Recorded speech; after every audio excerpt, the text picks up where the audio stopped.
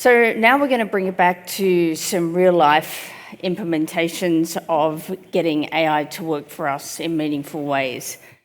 Everybody in this room, I know, is well aware of the Flight Centre Travel Group. But it was interesting in having the conversations leading into today, just thinking about the breadth of the actual group itself, how many multiple brands there are operating in such a global market. But the thing that kind of resonated with me is just how incredibly dynamic the industry is, and so much that goes on within Flight Centre's operating model is beyond their control. So really fascinating industry when I thought about it from that perspective. One of the things I think that you'll enjoy from this conversation is the fascinating way that the amazing work led by our two guests and the teams that they lead has really helped Flight Centre focus on putting AI to work for the things that matter most, rather just than putting AI to work on everything or anything. And I think that's one of the things that I certainly found fascinating about this story. So I wanted to introduce Wendie Lee, who's a Group Chief Product and Technology Officer, and Hans Barroga, who's the Head of Design for their Luxury and Independence division. So they're both here to share what it looks like in practice, how they're keeping their strategic alignment with their teams from discovery to delivery, and what that means for unlocking true power through their teams. So please welcome Wendie and Hans. Thank you both for joining us. I know you travelled interstate to do that, so we're so grateful for that and glad to have you both here. I mentioned at the start that it's quite a complex business and there are many brands. I think most of us have booked travel through the red and white store and also been online through Flight Centre. But maybe we could start, Wendie, if you just gave us the full context of the breadth of Flight Centre Travel Group. Yeah, absolutely. I brought the sun with me from Queensland. Yes, it came through. I'm wearing maroon, just have to say. So we are part of the Flight Centre Travel Group's leisure division. So there is leisure, corporate and supply. And within leisure, there's a number of different brands, about 10 brands, and we break them into three horizons. The first is Flight Centre, which is our mass brand. It's our biggest brand. It's where we were founded from over 40 years ago. Then we have what we call our Horizon 2, and our mission in Horizon 2 is to grow fast. So we have expectations of around 20% growth every year. And then Horizon 3 is our new innovative brands, more specialist. We have Travel Money in there, the first to do click and collect in Australia. We can actually get money delivered to your home if you're travelling, for example. So very innovative brands. So we're representing luxury and independence. Our luxury brand, luxury is the fastest growing travel segment globally, and also the most profit in the world. So luxury in Australia is a brand called Travel Associates, the biggest in Australia and New Zealand. We're targeting mass affluent people or people aspiring to be that, and it's a very high touch service.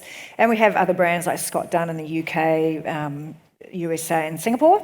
So that's a business to consumer, and our asset there is our incredible humans and providing travel advice. And then B2B is the other world that Hans and I live in, which is we provide travel products, means they can buy them through us, and technology to thousands of travel entrepreneurs who have opened their own businesses around the world. So we have 1,500 travel businesses and 3,500 advisors in 5 countries. So Canada, USA, South Africa, Australia and New Zealand. So we have B2B and B2C. So those are the two that we're representing today. Yeah, it's fascinating. Yeah. So where does AI sit in your strategy today, Wendie? And how is the pace of your industry shaping that? Yeah, that's a great question. Travel is a highly fast-moving industry, and we all love to travel, so there's quite a lot of fun in travel. It is disrupted often, and we can explain right now. So our share price can move based on something happens overseas overnight. So we're an industry that's always been disrupted. We have changing consumer needs, and this has been changing before AI, moving away somewhat from the human, going to a store to wanting to do online and then meshing the two together, and which means that we have a culture of pivoting often. So for us, AI is at the centre of that, and we're well placed culturally to actually respond to it. AI is infused with every strategy now. every strategy. And some of our first and highest users of AI is actually the very top of the organisation. So it's infused in everything we do. Of course, we're targeting how can we use AI to deliver amazing services for our amazing diverse set of customers. How can we use AI to be more efficient? But also, how do we use AI to protect the moat, which is our expertise, our deep travel knowledge, and that human connection that people still crave in travel. So it's in the middle of everything we're doing. It's a great summary. Hans, I'm going to ask you a question now. So Wendie just touched then on alignment and the key to making AI actually work for the business and the AI culture. Can you give us a concrete example of that through the work that you do? How do you get cross-functional teams to align around a product direction? Yeah, so, I mean, before, work was very linear and sequential. And I love the examples of the design sprint shown up there. We'd start with a problem or a challenge. We'd unpack the goals, fears. We have assumptions and questions. And then we'd go through understanding deeper, doing research, customer insights, to give us a bit of a view of what we could explore and unpack that with prototypes. Very linear. These days, a lot of the work is in parallel, and it's also much deeper with a wider perspective. So we could be unpacking our assumptions and questions in the workshop, while in the background, running those validation points with industry reports, customer insights, and interviews we have run. And even with questions, understanding what is out there that we're not asking ourselves. So at the end of that alignment session, not only do we come in with a bit of a view of where we should go, but it's much deeper, much more verified. And I think it's like the bigger unlock that we find is that we're sitting in, although it's enabling us to move fast, but we're also able to problematize and understand what's the most high-value problem to solve here that will lead to the other things that are already really, really fast. Like the prototypes feature, that's mind-blowing. And I can see how we can just embed that with the right problem we're solving. Yeah. One of the things we said earlier when we caught up, which I really love, because we can naturally sit here talking about the speed all the time, but you mentioned something that really struck with me. You said that the way you're leveraging AI allows you to sit in the problem longer. Yeah. Can you share that with the audience? Yeah, totally. So, yeah, problematization, understanding the problem much deeper. Although currently, when we started at least, one person would be looking at industry reports, product manager would be looking at competitor analyses. We have different perspectives of when we're running and doing analysis about a particular domain or problem to solve. And I think one of the things that, the biggest value point is when we all come together, with these synthesized understanding of what we're solving. And it's really when the judgment kicks in, I feel like, when we're sharing our learnings and going, what we found here ties into what you found in this customer insight. Now, how do we use that to unpack an opportunity? And I feel like, Miro enables that collaboration when you have that siloed human to agent working, but nothing's being shared. And when we're coming together about the problem space and sharing the insights and unpacking the tensions, and I think that's where the conversations, the richness of the conversations during the collaboration of unpacking the problem, that sets up a good foundation to know what problems, what solutions fit with the problems you're solving. So I'm sitting here thinking about Jamie's earlier presentation, and he was using aeroplanes as analogies. I think you've just given him a great example of where judgment fits in based in his model. So I'm sure Jamie will thank you for that. Wendie, I'm going to come back to you. So you're not just changing about how teams work day to day, you're actually really reimagining the whole product operating model. Can you share with us the work you're doing? Yeah, absolutely. So for context, I have a couple of teams, and one is a product management, product design and engineering team, which is in its own ecosystem because we're independent, which I enjoy. And the other is an incredible, small, mighty product and design team with a little bit of our own engineering, and the rest is shared. And that means we shared resources with other brands, and that can be challenging to get your piece of the pie of that larger engineering team. So for us, what we're doing is reimagining that. And what I'm loving about this journey is it's happening relatively organically at the moment. However, we're at this point now where we're being really intentional about where we need to change. We are a culture of entrepreneurs. Like, that's what travel actually is. It's entrepreneurs. Our company was started by an entrepreneur. Ownership is one of our values, which means you can create something that doesn't exist. We kind of hire people who we like to describe as Swiss Army knives. They can always do multiple things. And so creating this environment where the team can actually change the way they work themselves is what we're doing. And what we're seeing tangibly is the way that product managers are now working with engineering in a different way to be able to bring them prototyping is actually really accelerating the decision making and accelerating that collaboration amongst the teams. But importantly, the actual alignment, which is a word we've heard so much today, is one of the hardest parts of our role. So any way we can use tools or methods or change the way we approach our operating model to help alignment is critical. But it doesn't take away the need for alignment up, down, sideways, everywhere. An example of that is late last year, so Hans and I led a very strategic piece of work where we reimagined some of our supply chain, which is how travel product gets to the consumer.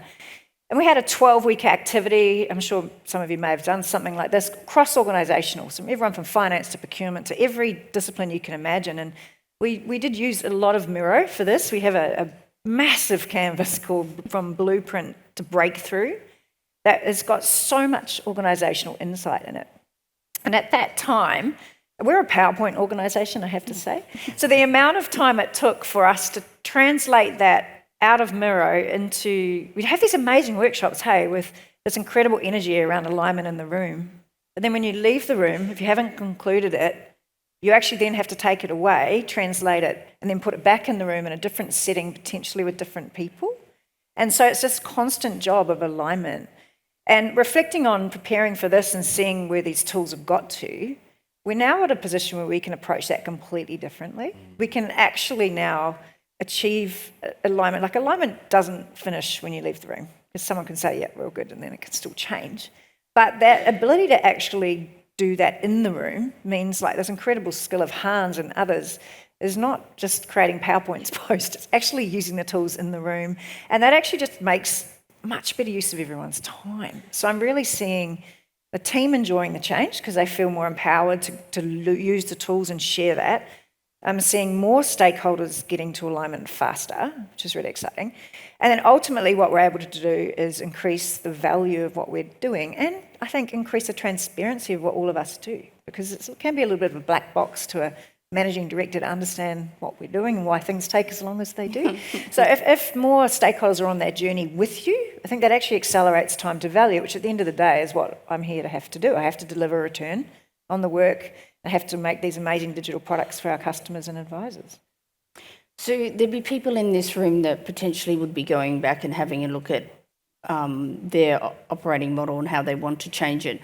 What are some of the signs that they should look for that things that they're making progress? That's a great question. I mean, I'd ask the group to think about it. I'm sure that everyone in this room has something they'd like to change in the way that they work, right? So I think signs that it's working is have some kind of baseline. Like our baseline comes from our team feedback and from either our great places to work or just the team environment that we're in, we're hearing. We're being quite intentional around, with the team, like almost our design sprint on ourselves as a team, in terms of where are the opportunities, what are the risks, what are others doing, what do we need to achieve, using that product thinking on yourselves as a team, and then being really intentional about the outcomes we want to achieve by changing, so that we could actually see the measured progress. And that measured progress could be accelerating time to value in terms of delivery and engineering, but it can also be shortening the time to reach a conclusion or to get the problem solving. So the signs that it's working are that we are getting through more work. Our design sprints are getting shorter, our stakeholders are happier, and ultimately we're able to measure that the work we're doing is delivering value faster. But we're not perfect, right? So I just want to say that this isn't done. We are right in the thick of it right now. We are small teams. Whilst we're a big business, we're very lean. It's always more demand than capacity. So it's a challenge, but we're seeing some really good signs. And I think the tools are changing so fast. It's like every single time I attend something, it's like, oh my gosh, wish we could just do that tomorrow. But at the end of the day, everyone, we have these incredible, I love leading people, and our teams will all transform at their own pace as well. So you've got to create an environment where people feel like they're enjoying the journey. I'm going to ask you both this question. So you talk about the culture that is very accepting of AI and helping the team. What is that culture and how do you foster it? One of the key things I started seeing, at least, when we were enabled with a lot of AI capability, was that people would start diving in, learning, and sometimes there'd be pockets of sharing. When someone shares something, it sort of has a byproduct of making others feel FOMO. And that was one of the key things we wanted to change, is this culture of how do we share and help each other grow and learn together?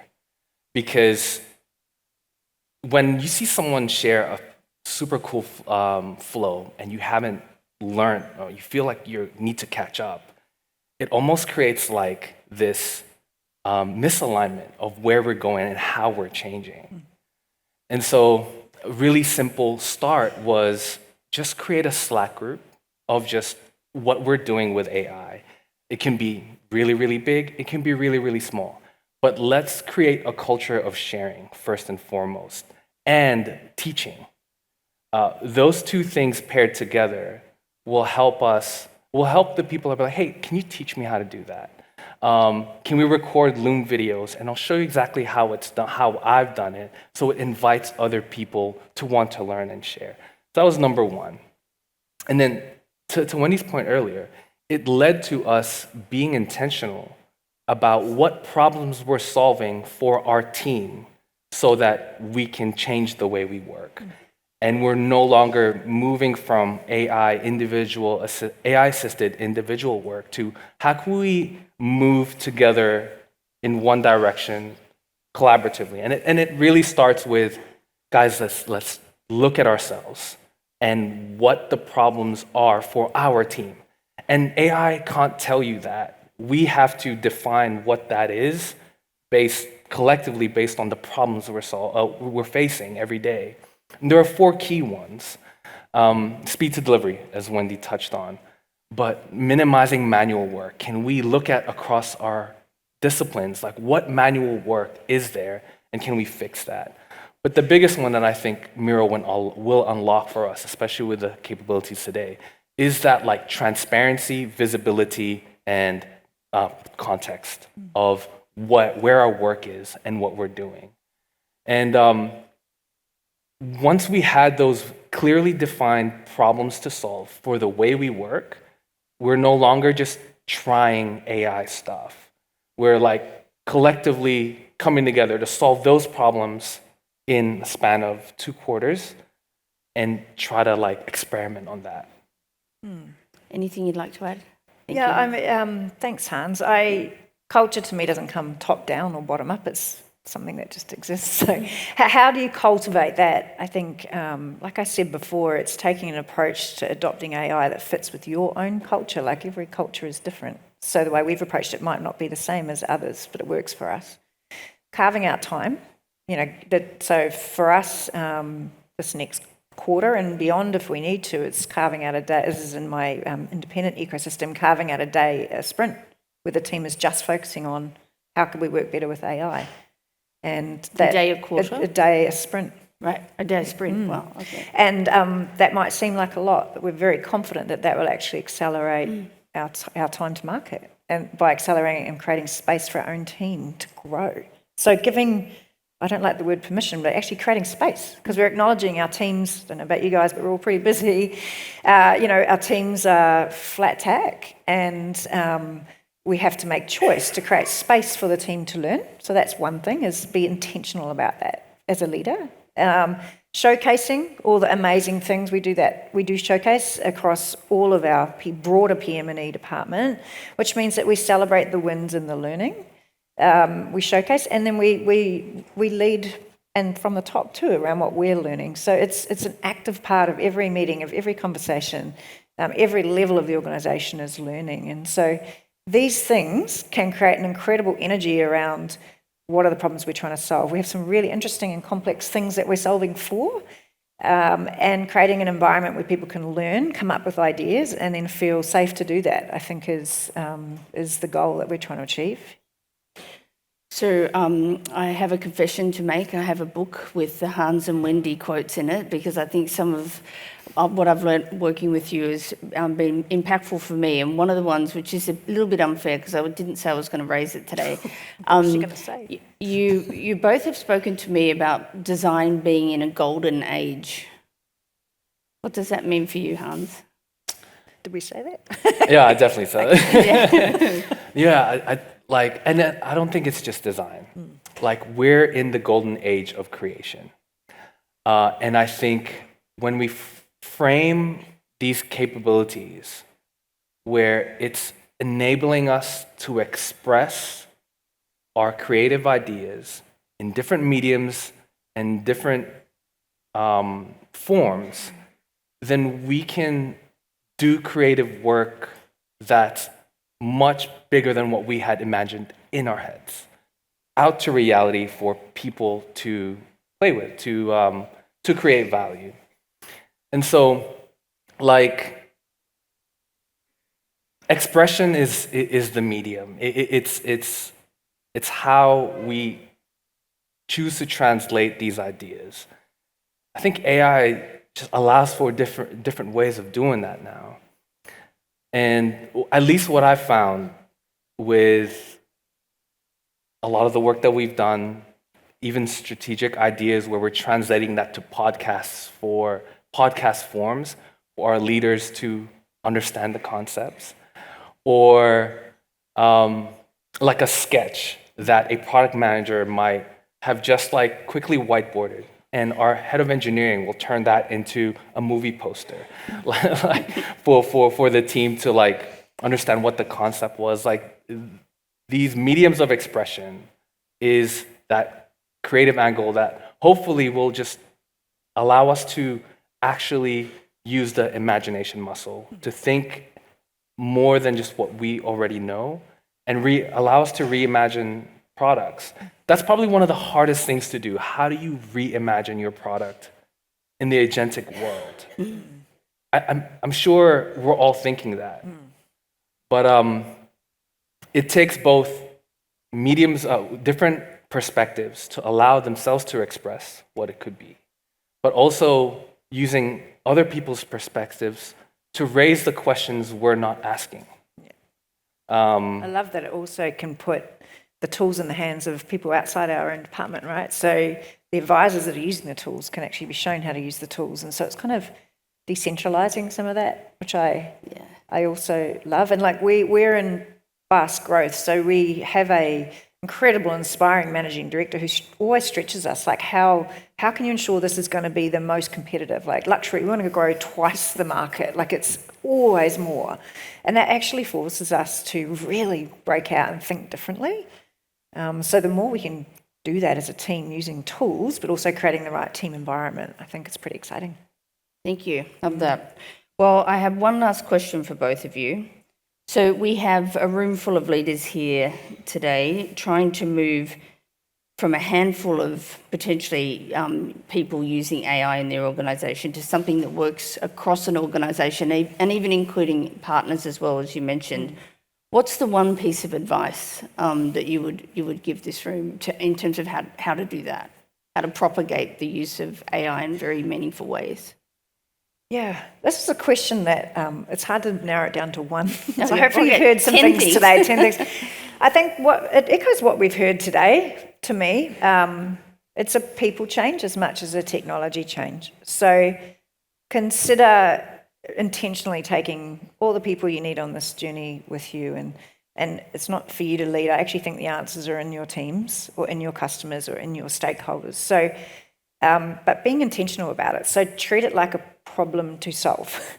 Why should we solve it? All of those questions that you'd create when you're trying to create something new, apply that to your own self and start with what you can control. It might be your own, doing that on yourself first, and then the people around you, if you're a smaller team, before maybe you can then scale it to what it means for your customer, because it's kind of easier to control within your own.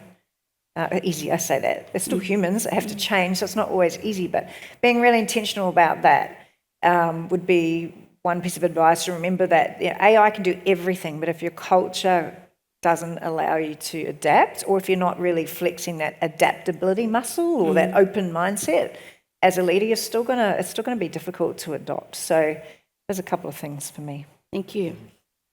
Anything to add? Yeah, I just want to echo what Wendie said. Like, the change that we were all rowing towards the same direction really kicked in when it was very clear what problems we're solving for the way we work.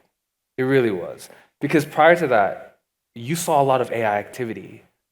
They were all uneven and in levels of maturity, but we weren't rowing in the same direction.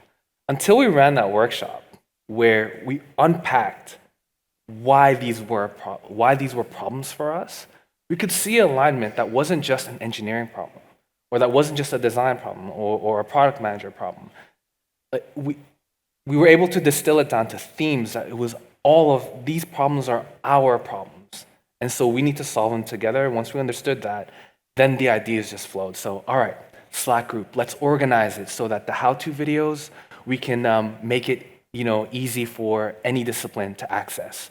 We're using Slack to do that rather than Confluence because it's in the flow, it's in the moment. And we should prompt people, what did you do this week? Like, the ideas will flow once bang on about problems. I'm not trying to create them, but really understanding the problem to solve allowed us to just, okay, let's row on that same boat. And that ties to the intentionality. Yeah, I would just add one more thing, is that don't do it just because you think you should. Keep the customer at the center of what you're trying to do and find the value. Because I know we've talked a bit about changing our ways of work and how we use Miro. At the end of the day, we need to solve problems for customers that use our products, for our shareholders, but also really find value. So using these tools and the way you work to create that alignment from what you do to the value you drive, I think we're still not there yet. I think there's still a lot of things that have to be pieced together, but just always ask yourself why and what's in it for the customer and what value can we create, and then use that as a bit of a guide to solve the right problem, and just start somewhere, because you can get overwhelmed with how many things you've got to solve. Yeah. Well, I could sit here all afternoon, but I think that people probably want a coffee or a tea or a glass of water. I just wanted to say thank you. We started this second session talking about where people fit into AI and moving forward, and this has just been a perfect way to really sum up this session, which is even beyond the human, it's the culture. So thank you for your generosity in sharing such great insights, and I'm sure everybody will agree with me. It's a fantastic session. Thank you so much. Appreciate it.